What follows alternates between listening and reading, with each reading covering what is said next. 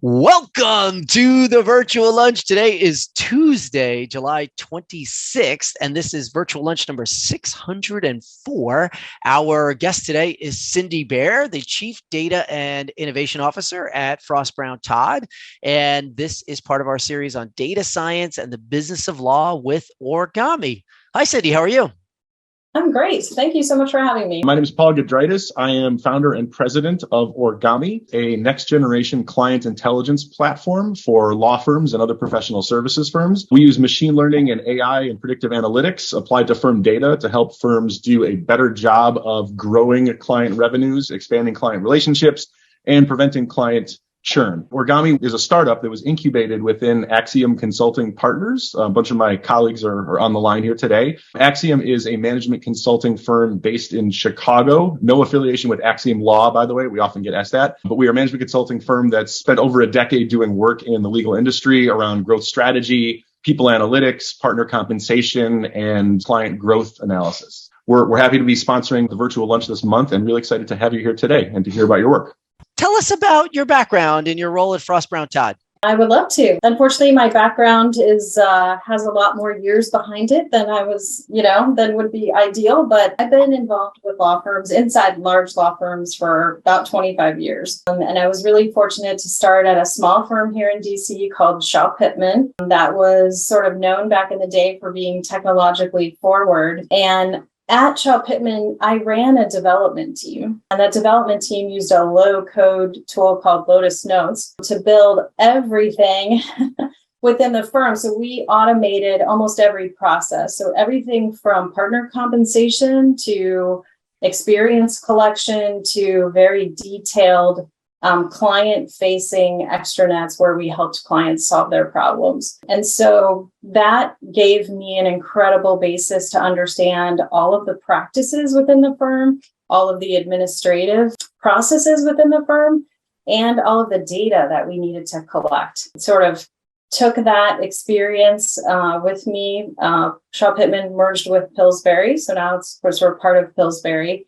And then also worked at Oric as the director of knowledge management. While I was at Oric, one of the most fun projects that I did was work with a startup company, a little company called Foundation Software that had 4 customers at the time. So I helped Oric become Foundation's 4th customer. And then after a couple of years, decided that I would move to the other side of the pond and work as employee number 11 at Foundation.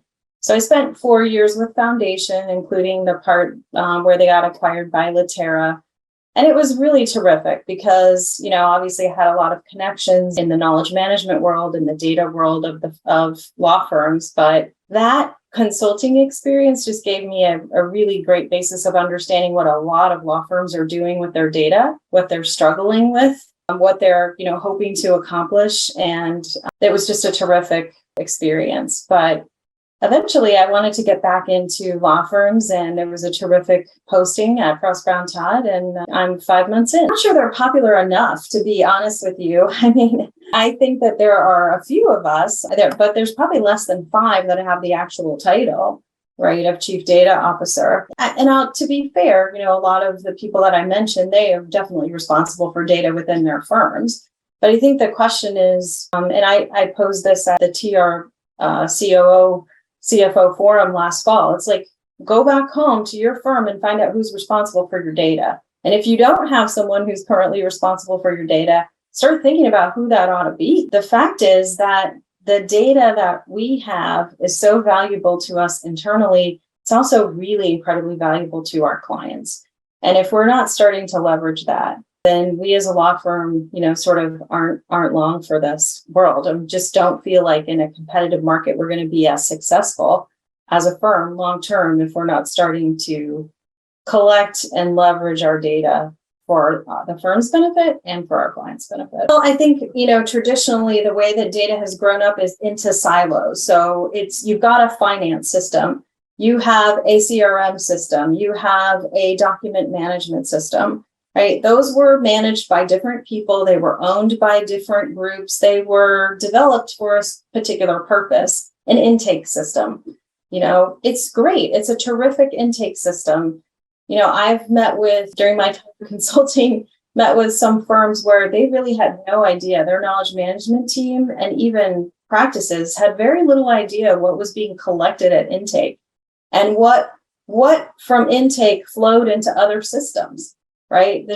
These systems are great, but they've grown up in silos. And what law firms need to do now is to sort of say, okay, hold on. We need to think of this as a holistic cycle, a virtuous circle where when we put something in an intake, we're able to follow that through the path to everywhere in the firm that it can be valuable to us.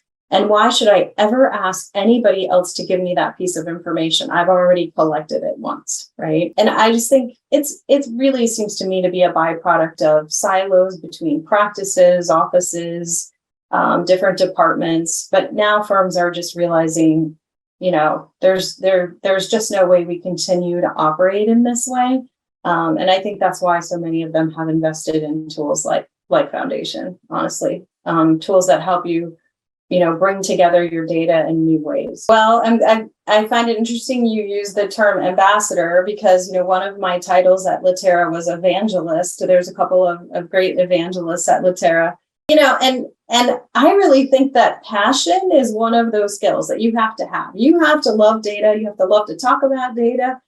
You've got to also be able to communicate the importance of data in terms that resonate with lawyers. If you can't do that, you've lost them, right? You've got to be able to do that within the first 30 seconds or it's over. So passion is one of them. I'd say patience is another skill you've got to have because there's just no way that you're going to fix all the data problems in a firm, quickly. They're long rooted. They have deep roots.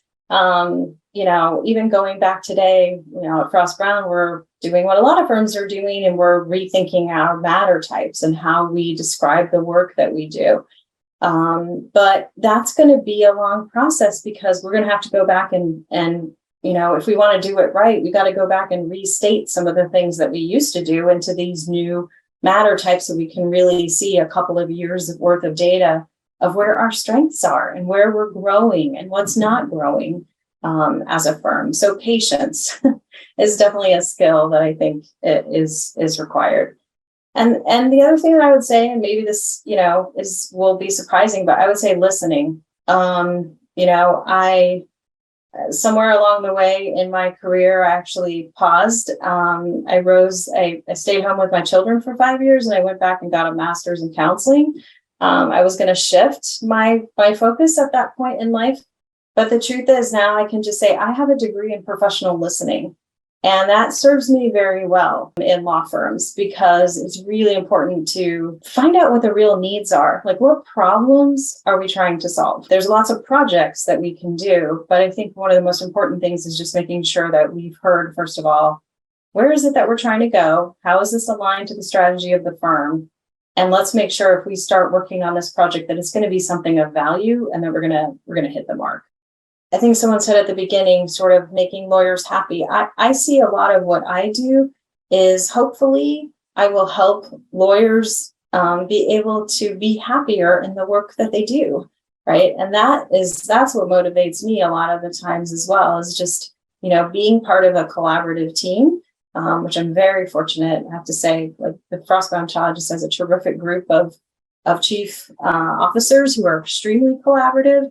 My team is terrific. And I've been really fortunate to feel like we're working together to try to solve these problems. And at the end of the day, it's not just so that we can provide better client service, but that we can build a platform that makes our lawyers very happy to be there. And it makes their lives easier. Cindy Bear, everybody. What a wonderful conversation. Thank you so very much. What a great discussion. Thanks to you. Thanks, of course, to our friends at Origami for supporting this series on data science and the business of law.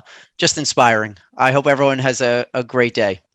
Thank you so much for having me. Thanks so much. Great to meet you, Cindy.